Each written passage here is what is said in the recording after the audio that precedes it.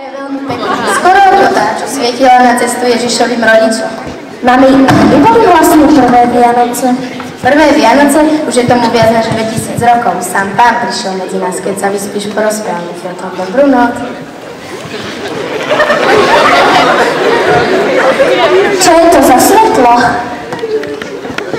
Neboj sa, poď so mnou. Ukážem ti, aké boli prvé Vianoce.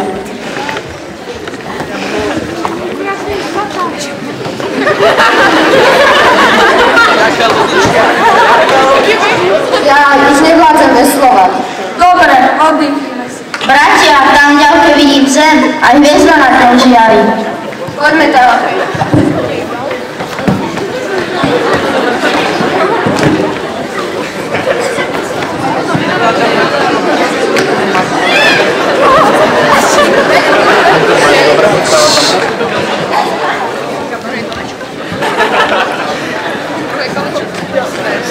Buď pozdravená, Mária.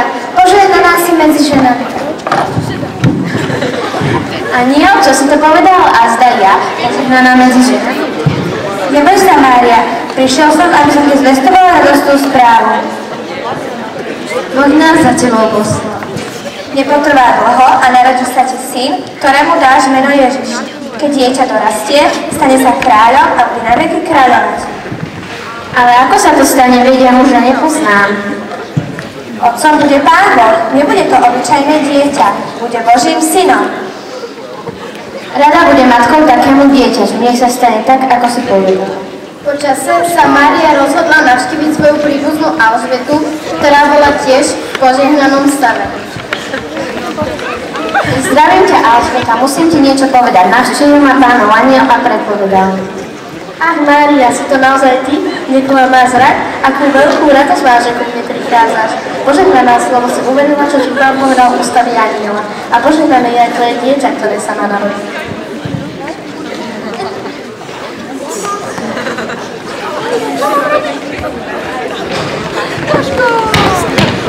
Dávaš na tanč.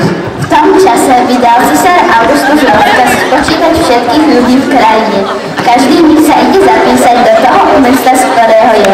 Keď to Mária a Jozef počuli, zabrali si tie najnutnejšie veci a vybrali sa do Betlehema v Judei. Prišli až neskoro večer a boli veľmi unavení. Hľadali teda miesto, kde by mohli prenocovať a na druhý deň sa zapísať. Jozef, už som veľmi unavená, ešte stále nevieme, kde sa zložíme. Skúsme zaklopať, snad nás niekde prichytia. Mohli by sme u vás prenocovať? Prosím. My radi by sme vás prichýlili, a neskutočne nemôžeme. Choď od dverí preč. Pre žobrákov tu miesta nie, zmizni. Jozef nešťastný prichádza k Márii a krúti hlavou. Mária ukazuje do diaľky. Pozri, tam je nejaká mašta, poďme k nej a prenocujme tam. Kým tam boli, nadišiel čas pôrodu a tak sa stalo. Porodila syna, zaujímavú a porodila každý syn. V tom istom kraji boli pasieri, ktorí v noci bdeli a strážili svoje stádo. Tu zastal pri nich Pánov anjel a žiadal.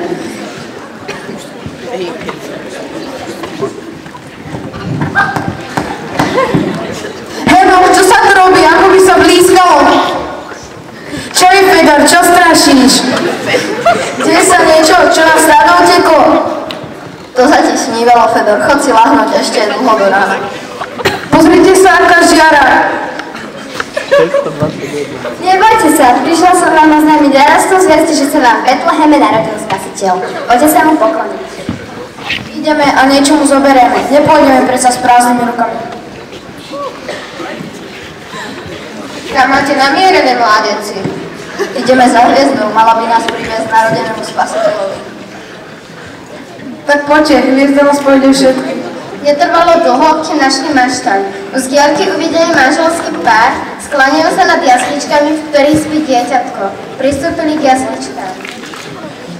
Ježišu, nemáme toho veľa, ale čo máme, z lásky ti dám. Ja ti prinášam zlato.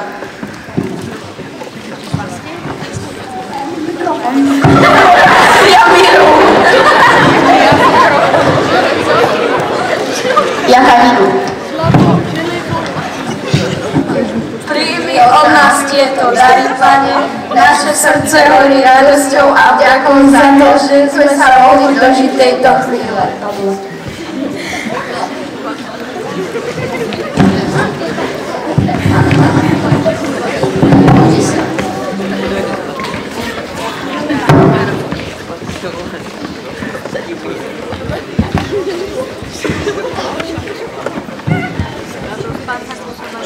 Mami, myslíš, že sa aj my môžeme prísť bližšie a pozrieť na Ježiška? Pravda, že? A môžu prísť aj ostatné deti. Nechcela by si mu niečo zaspievať?